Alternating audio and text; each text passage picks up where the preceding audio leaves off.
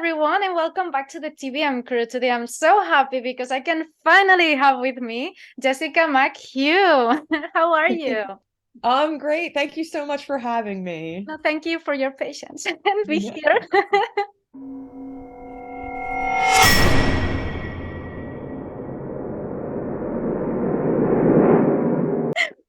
Okay, Jessica, you have a very interesting trilogy to talk about, right?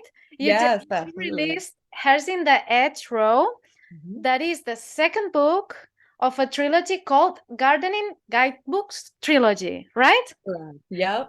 Tell us about this. I mean, it's it's so intriguing.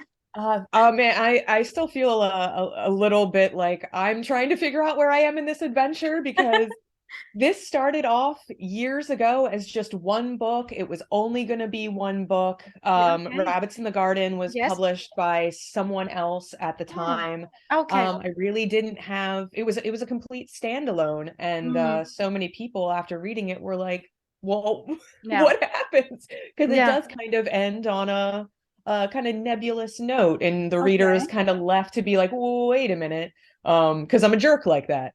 So I was like, okay, maybe I'll let me think about it. And then Yeah. once I really started thinking about it, I had all these ideas for Hares in the Hedgerow.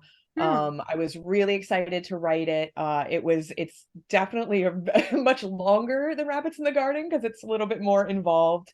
Um, but once I wrote that, the publisher that had done Rabbits in the Garden went under, and I was like, oh my gosh, what am I gonna do? Like Oh, I have these two books, and like yeah. I didn't know if anyone would want to reprint Rabbits. Hares was like brand new. Yeah. So luckily I've worked with Max from Ghoulish and Perpetual Hmm. Motion a few times before. I reached out to him. He had heard about Rabbits and he read through it and Hares, and they were awesome enough to put Yes. both of them out. And I was like, okay, well, now that I have two out, Yes. I had started thinking a little bit, and I'm like, well, I had left Hares open-ended as well. Again, Hmm. a jerk. Again, because that's what Um, I do. yeah, but I also didn't know if Rabbits was going to be picked up, so I kind of wrote Yeah. that as a standalone as well. Yes. So, so now that I have designs on the third book and I'm really working through it, I guess now I just to be like the other ones, I'm gonna have to write that as a standalone too, even though Yes. they all go together. But it's a cross-generational, Hmm. multi-decade trilogy. It starts in the mid 50s. Yes. The last book is going to take place in 1982. Okay. So we have it's this family that is very trying to think of a word that's not a curse word. Don't worry. Dark, Okay. dark and complex. Mm, yes. And I think the first book, but both of them, all of them kind of have a certain theme where the first book is kind of more like asylum horror, Hmm. like Madhouse 1950s. The second book is in the 70s, so it's like cult horror, Yes. and takes place in California, so it has that vibe. The third book is going to go more into the roots of why this family is the way it is. So Okay. I'm not going to reveal too much about that at Yes. this point because I'm Yes. still working through it. But suffice to say, I think that everyone who's read through these books is going to get a very satisfying conclusion and a very messed up third book. Yeah. It's going to be wild. With a closed tent. Oh yeah. It's yeah, it's going to go places. And when was the moment that you got the idea for this book, for the first one, actually, for Rabbits in the Garden? I mean, what made you think of that? It's so funny because it actually so much of that story came from a dream. Okay. I think it was in 2009, and I actually have it all written in my dream journal. Awesome. I remember my mom was visiting around Christmas, and she had given me this dream journal. And then while she was in town, I ended up having this dream about kind of a young boy and girl and this unrequited love and kind of a controlling mother who's keeping them Yes. apart for Okay. her own kind of Yeah. reasons that were Mhm. unaware to me in the dream, but it just felt so real. Yes. It felt so creepy. I remember Angelina Jolie was Faye Norton in the dream, so she was Okay. it was a Wow. very You have kind of cast. yeah kind of character, and I just started rolling with it. I changed a little bit about I think in my dream it was more like 30s 40s. I went for 50s 60s, Yes. especially because I based it a lot of it in Martha's Vineyard in Massachusetts, and my mother's side of the family is from Martha's Vineyard, so I've Okay. been there a lot. I know a lot about the setting. The history and culture is very interesting. Yes. So I had her knowledge at my Yes. fingertips. So I was like, Yes. okay, let's set it in an era where she was growing up, and then I can get Yes. all the get all the Exactly. good stuff, Exactly. the research. Wow, that's great. Well, I mean, that's so interesting because dreams, I mean, can be absolutely crazy, sometimes more than like they can be very creepy. I actually can Hmm. remember a few of them, but I can write. Yeah. I only draw. I don't know Well, what. I'm just starting to getting into drawing, so Yes. it's a lot of fun, especially trying to like, because I see the creepy things in my head, and I'm like, Yes. I want to put them on the paper, but my hands won't do it. Yeah. It should just go Yes. there. Go. I can never draw what I want to draw. That's Hmm. another one. They just You have are to, whatever they do. you have So to be that's open why, to it. yes, because that's why it's difficult for me to draw for other people because they tell me what Hmm. they want, of course. Hmm. And Yeah. it's like, yeah, but they don't want this. Yeah. Me and my voices don't agree. Eh? I feel that. Yes. Um, what is the greatest lesson that you've learned in your career as a writer? What would be some advice, something that you would tell to a new author? I would say to trust your voice, Mhm. but also that it takes a long time to find your voice. Okay. So that's kind of I feel like contrasting advice. But because the thing is when you're starting out, I started writing seriously when I was 19. Oh, wow. I didn't really even try to publish anything until I was about 24. Mm. I wrote a lot to just try to find out who I was, to work through Yes. stories. I also didn't have a huge amount of support, so it was a little bit of a Yeah. solitary thing at that time. So Mhm. it was important to me to really figure out what I'm trying to say. Um, and then growing as a writer, realizing that a lot of the tropes and things that I was using were lazy Yeah. or misogynistic, or because you spend, especially growing up in the 80s and 90s, Mm. consuming, reading, and movies and TV that are most of the time made by men, Yes. and I'm absorbing those lessons that are honestly the wrong lessons and aren't my voice at all. Yes. So you kind of have to break through a lot that you've learned, um and pick and kind of see what works and what doesn't. And then once you've kind of figured that out and you're like, okay, I feel comfortable in myself and what I'm writing, Yes. then you got to trust it. You got to move forward and be like, this is who I am. I'm sure there are people who read my writing that are like, what's up with all the alliteration? I Mm. can't help. I'm sorry. I'm an alliteration girl. Yeah. I love it. I love, alliteration and assonance and consonants and all these kind of Yes. like Yes. beautiful sounding things. I know when I started out, I was a lot more flowery with the big long purple prose Yeah. passages. Yeah. And then as you grow, you learn how to pare that down to keep the stuff that's you Yes. and to trim the fat. Mm-hmm. Um, so and that's all something you kind of learn over time. You just got to keep doing it. Anyone who comes in being like, this is my writing style and I will never Yeah. change. Yeah. I mean, Which that's they exist. yeah, Yeah. it's just not gonna work out well for Mm. you. Especially when you get into dealing with publishers and editors, you have to Ah, be yeah. able to bend and the give and take. Yes. And also trust the editor that they know what they're doing. Hmm. But if they say something that you're like, no, I really need this, Yeah. also be able to stand up for yourself. But those moments are few and far between because Yes. I feel like the editor knows what they're doing Yes. most of the time. Yes. Actually, that happens with everything in life. I mean, you Yeah. cannot be rigid in anything. Mm-mm. You just Mm-mm. have to learn. It's how you learn. Yeah, Just like that. absolutely. Just being open to those lessons. That it's kind of the same thing with writing itself, where people are like, "Oh, where do you get your ideas?" And it's like Yeah. everywhere. Everywhere. Like you just have to be open and to receive Hmm. all of that. Yes. So and all of it goes into making you a better writer and honestly probably a better person when it comes to the give and take of life. Yes, absolutely. And your perfect reader? So if you had to define your style, like my reader would be this one. Oh gosh. Filthy.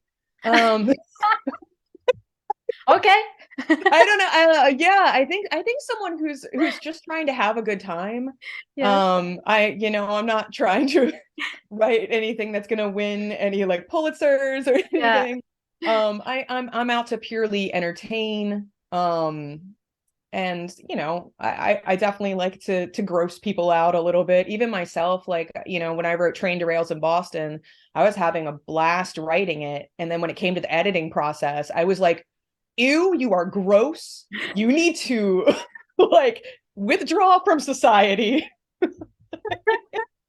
Like it's so yeah, someone who just wants to have a good time and doesn't want to take anything too seriously.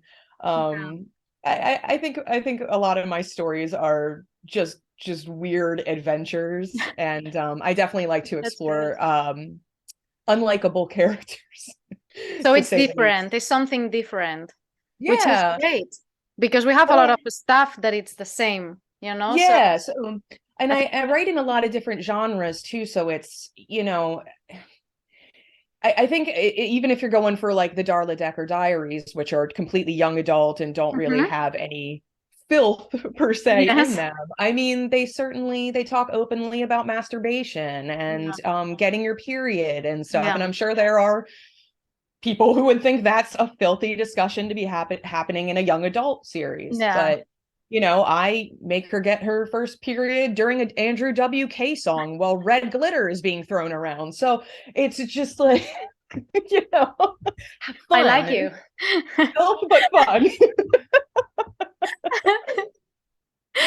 I think Yeah. that people in horror, they are willing for that to push boundaries. I mean, Mhm. precisely it's a community that it's very embracing of the different. So I think that they can have a lot of fun with it. What kind of influences can we find in your writing? Definitely. I think there's a lot of Bret Easton Ellis. Yes. Especially if I'm writing first person. I definitely was heavily inspired by his work, even though I think he's not a nice guy most of the Yeah. time. Sometimes it's hard to divorce that. I really like his writing style. Hmm. I think there's still a lot of my early Anne Rice influences. Okay. Like back in the day, like I said, I was a very purple prose, and I Yeah, kind of yeah. think that was a little bit of a little bit of Anne sneaking in. Yes. Um, Definitely those. Honestly, I at this point I feel like it's mostly me. Mm-hmm. Um, and Well, I've mhm. kind of I don't want to be this is the next Stephen King or the next Mary Higgins Clark or I know she's not predominantly horror, Yeah. but I want to be the first Jessica McHugh and I want Yes. to yeah, I want people to be like, Mm, hey, your writing kind of sounds like Jessica McHugh. yes, You know, exactly. that Your own entire trend. sentence is alliteration. Yes. That's Well, a actually, I think that this Stephen King, this kind of idolizing, not because they don't deserve it, but I yeah. think that it's just another generation. Like Mhm. now with social media, self-publishing, there's a lot more people that jumps on horror that like you, that they experiment, that they're amazing self-published authors or authors on in little presses. So I Mhm. think that Stephen King, it's great, but Mhm. would he be as the figure Oh, that popular he's now, now, like, exactly, if yeah. he well, if he was now, if he was starting Mhm. to write now That's a between good all these, question. Yeah, yeah, that's so that's a tough question.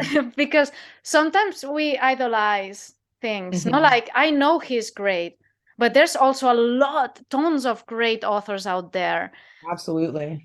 So sometimes I wonder this, so Hmm. the I situation definitely, yeah, I'm is, reading Gemma Amore right now, and mhm, she's fantastic. I yes, just finished a Gwendolyn Keist book.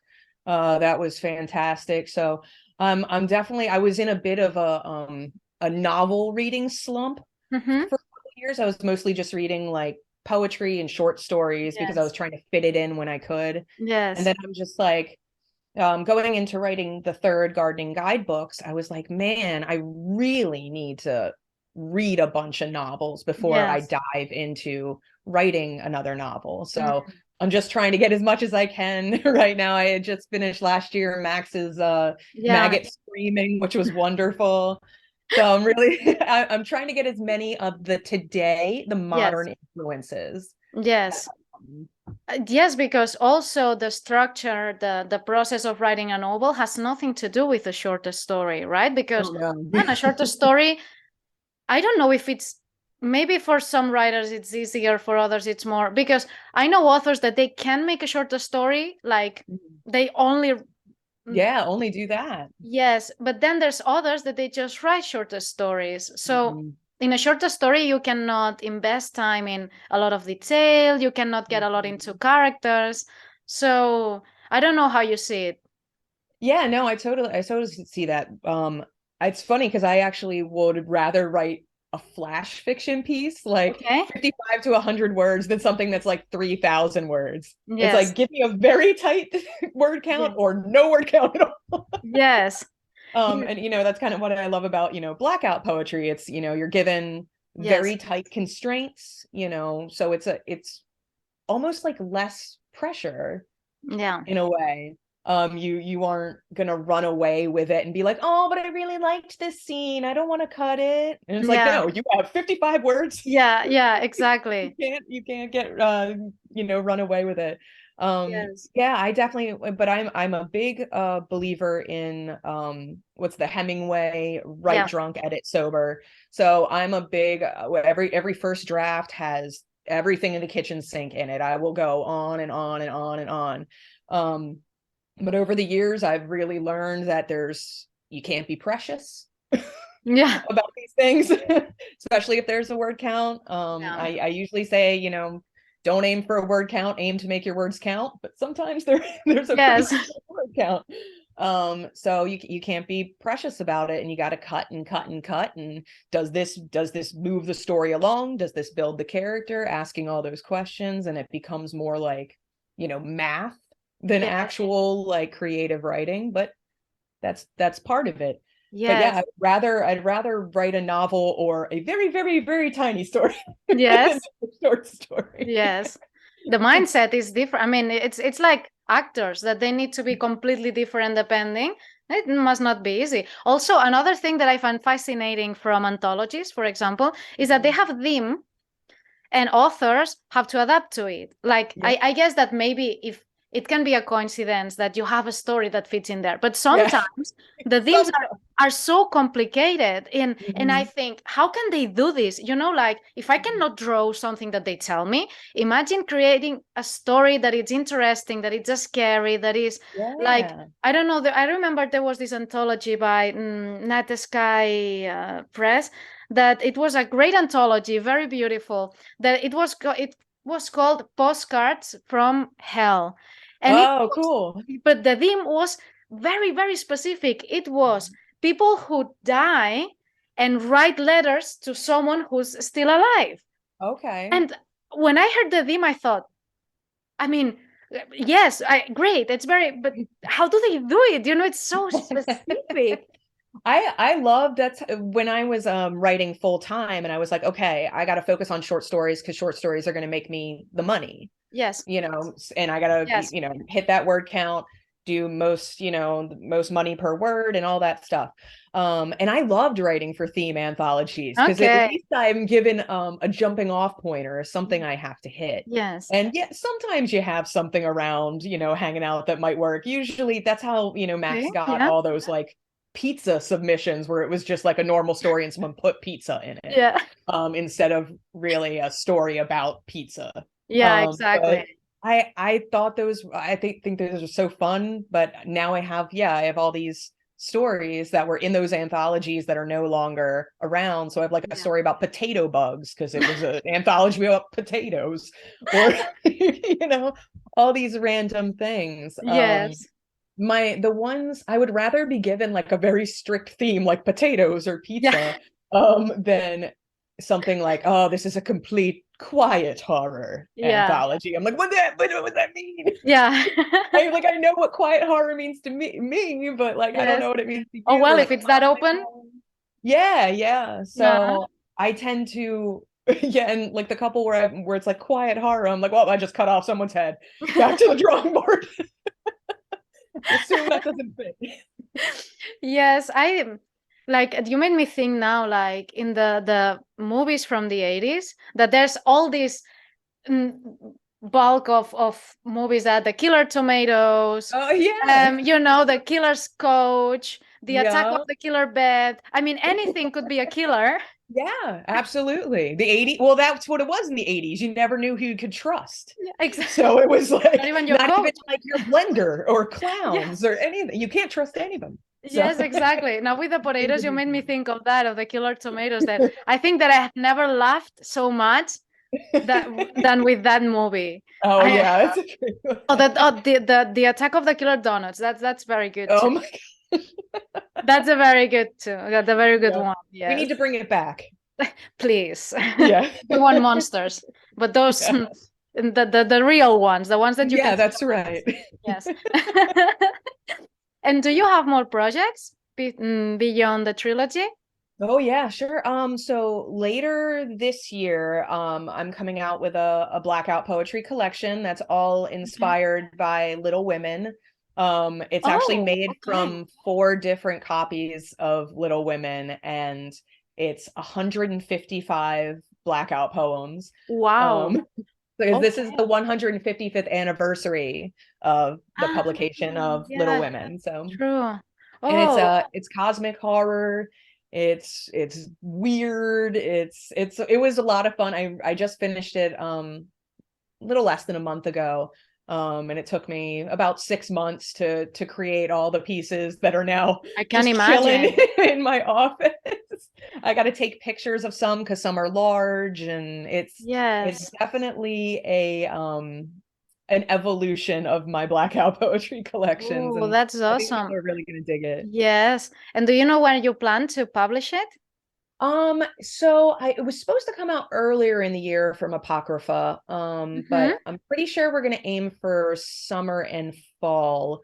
Okay. Yeah, because we still need to get kind of the pictures squared away, and I know with our previous experience with the collections and the printing, there's always complications with Yes, getting these yeah. blackout poems Yeah, yeah. centered or so it Yes. always takes a couple of tries. So, and I want to Yeah. make sure to get it right and get the advanced reader copies out and all that kind of stuff before.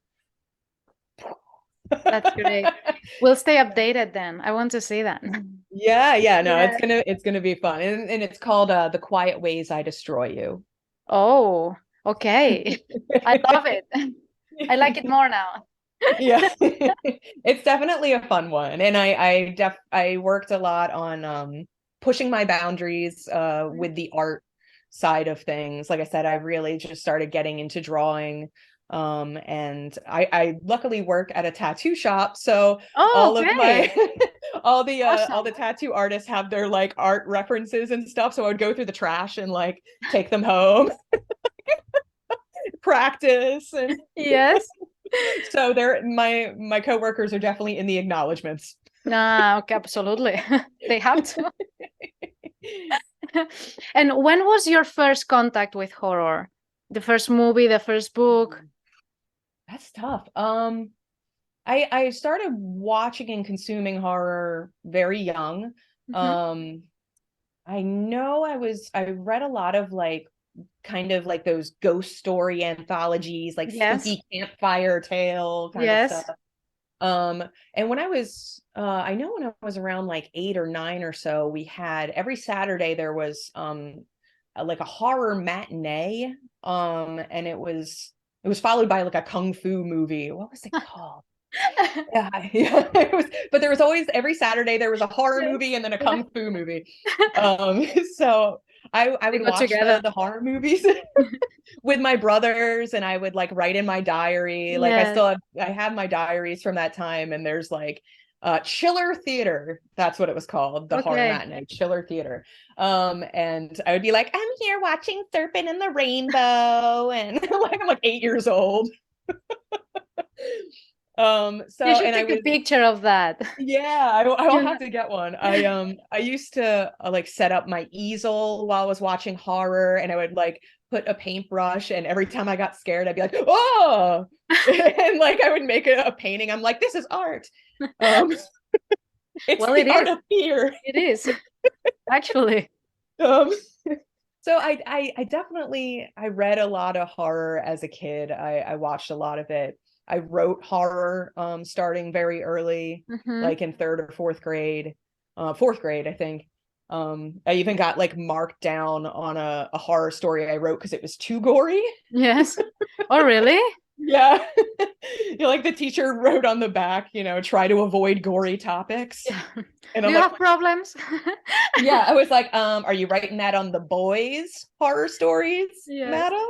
Yes, I am. But I read I got into Stephen King very early in elementary school. I read Carrie and Pet Yes. Sematary. So Yes. I was pretty obsessed very early. I'm not sure what the first one was though. I Ah. definitely remember like Girl with the Green Ribbon and Mm-hmm. Snipe Hunting and Scary Stories to Tell in the Dark with the Yes. red spot with the spiders. Oh God. Yeah. All those. I remember seeing the And Then They Were None.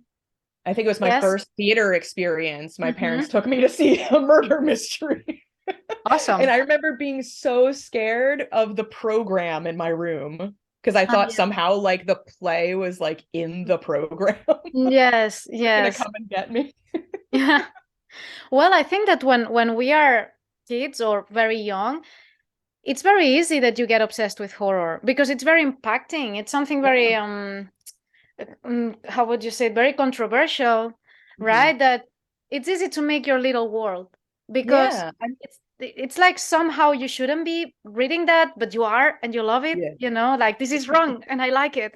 I definitely like that too. I mean, it's also like when you're young, it's something you can react to. Like it's visceral, it's evocative. If you're too young for like, romance and like Yeah. love, ick, like who wants Yes. that? Give me the blood, Blech. you know? I think that was just way easier for me to connect with the kind of darker side of things. Yes, I'm not sure absolutely. why. Yes, Just absolutely. I fun. I I remember an English teacher when we were 13 played The Ring at Oh class, my gosh. and I was so scared. I saw that girl in every corner during Hmm. the year, like I was terrified. And now I think, come on, I mean, we were 13 and it was, no, it's just to practice your English. And yeah, I can practice my English with a SpongeBob too. Yeah, You know? she's the ring. Now I know how to scream in English. Yeah, there you go. So, That's but amazing. now it's funny because now I would see The Ring as it's an old movie and you say, Yeah. but I don't know. It's still kind of creepy. but I'm terrified of it still. I still think of Yeah. The Ring because it's like, I have it here. Yeah.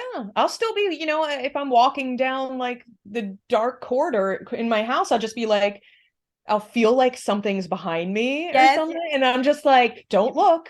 As long as you don't look, it's not No, there. it's But not as there. soon as you look, you'll like see it. Like Yes. some And if you run, it's even worse. because Oh you my feel God. it Oh yeah, running no, after no. you. That's when it sends the signal ahead to the monster under your bed to grab your food. Exactly. I remember that we were in an old house when I was little, and I was terrified. The bathroom was downstairs, and I was on my. So obviously, I never went to the bathroom. Yeah, no, I wouldn't. No, because it was, and actually, that house had the third floor that went to the attic. The stairs were, how you say, that you couldn't use them. They were broken, like all Oh gosh. destroyed. So no one knew what was there because we couldn't go upstairs, and it was like the biggest Creepy. paranoid Oh my of God. my No, I would life. know. It was horrible, and my I, mom used to say, when you're scared, just sing. oh, Just you sing and the fear whistle a will go tune. away. And I tried once, and it was terrifying because No. you are scared, mostly in the dark, Mhm. in silence, and you start singing. It seems that you are the monster. You Yeah. know, you seem the ghost singing there. It was like, no, Oh. no, I'm not doing this again. But my mom just sing. Oh, I love that. Like that's a very Deborah Carr thing to say. Whenever I feel afraid, I Yeah, hold my head erect. exactly. Like a straight from Mary I love Poppins, that. you know? But and okay, before we wrap up, where can readers find you? So you can find me on Instagram and Twitter and TikTok at the Jess McHugh. Okay. Yeah, I'm the same one on all those places. I'm also at on my website mchuniverse.com. That's Oh, that's cool. mchghniverse.com. Um We will link everything. yeah. And I don't really have much on there right now. You can see like books I've published. Mhm. I also have blackout poetry commissions where you can pick from a long list of books and commission some blackout poetry from me. And I have some pre-made ones on there for sale, but meh, I want to make it a little bit nicer coming up in the future. Like Yes. I have my renewal coming up, and I was like, I should probably do something with that website if I'm paying for it. Um, It's in the to-do list. That yeah, never ends. otherwise you can find me on social, and I'm pretty much the same on there as I am on here. Just a lot of weirdness, a lot of smiley dorkiness, a lot of dancing, and That's a lot of sounds horror. like a plan. Yeah. Yes. And do you have a final message, some wisdom for our audience? Wisdom. Wisdom. um yeah, I mean, whatever kind of artist you are, just stay true to yourself. Hmm. If you're a weirdo, if you're a loudmouth, if you're a big dork, and Don't give up. yeah, don't give up. um Imposter syndrome is real. It rears its ugly head, and unfortunately, a lot of artists and writers do suffer from depression and anxiety already. Yeah. So when when imposter syndrome comes in, it can be debilitating, and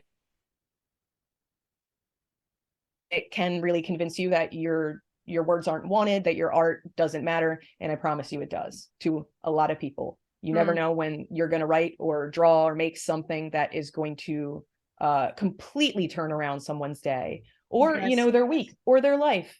Mm-hmm. So keep at it, and just stay true to yourself and trust yourself. That's an amazing message. Even more because you never, as you say, you never know when telling this to someone Yeah. can really change, because sometimes it's a click. It's Yeah, something that absolutely. hits you. You So never know what someone is going through, and what's going to break through that shell, and give them some exactly. hope. Many times when we make big changes on our life, many times it's just a matter of seconds that Yeah. something clicks with your mind or snaps. Who knows? Yeah. Yeah. Yeah, So absolutely. yes, I thank you so much for being Thank here you. with me today. We need to make another one. It's too short. This is too short. Yeah. And it's so fun to talk to you. We need Oh, likewise. And thank you so much for having me. let me know about your projects and your book when you release it. I Yeah, will, absolutely. I definitely will. yes. Then thank you so much, and let's keep on talking Yeah. and have a lovely day. All right, everybody have a great day. That's it. Okay, bye-bye. Bye.